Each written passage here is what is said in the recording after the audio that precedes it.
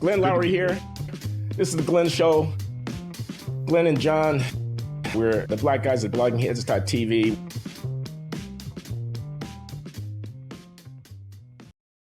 Well, can I just observe that the hunt for heretics begins with mild-mannered people who simply are conventional in their thinking and want to expose deviance. And it ends in a funeral pyre. It ends in people being burned at the stake. Mm-hmm. That's what the purity of devotion to the party line. I mean, okay, I exaggerate. I don't expect to be set aflame anytime soon, but my career could be destroyed. Good. My reputation could be ruined.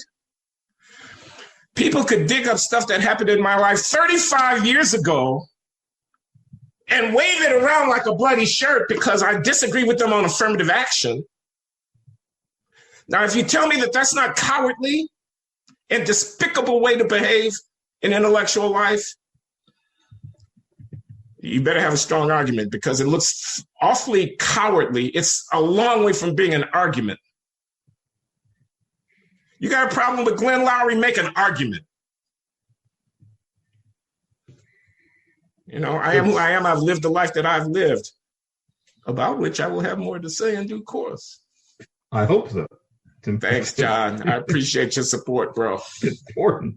But I mean, these people, you say you don't have any, you don't want to be mad at them. You don't want to, what can they do? They can be vicious.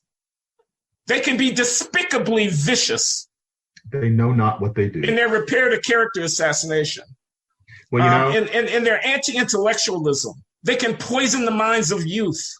Yeah, that it's sad to see this sort of thing being passed on. And, if anybody is listening to this or watching this and thinking that I'm actually very angry about these attacks on me and that I just don't want to admit it, you're wrong. You could hook me up to some EKG machine right now and my blood pressure does not go up when I think about these things. I really do think that these are people who, 98% of them, of that person, I completely understand and agree with, but there's this thing inside them that happens to reasonable people. It's a kind of a cocktail that happened in the 60s to what was considered the height of Black thought.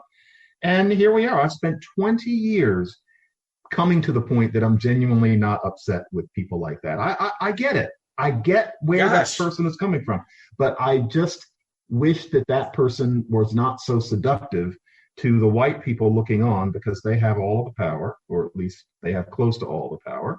And in anointing the people who say the sorts of things that they like to hear, they're insulting us, not to mention holding us back because it strangles creativity, it strangles creative political thought to keep on celebrating people who are just good at saying racism exists, racism exists, racism exists. But then with the white people too, how mad at them can you be when frankly, at the point where it's the only language they've ever known? How mad can we be at somebody sitting on the committee of the Pulitzer Board? How mad can we be at that university administrator who caves? It's all they've ever known, too. Okay, can I comment? I'm mad as hell at these people. I'm mad as hell at them. They're racist.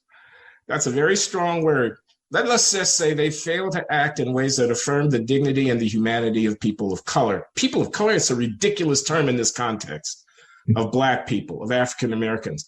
They fail to act in ways that foster the development and the dignity of Black people. They take the easy way out. They're cowards. They are self-deluded.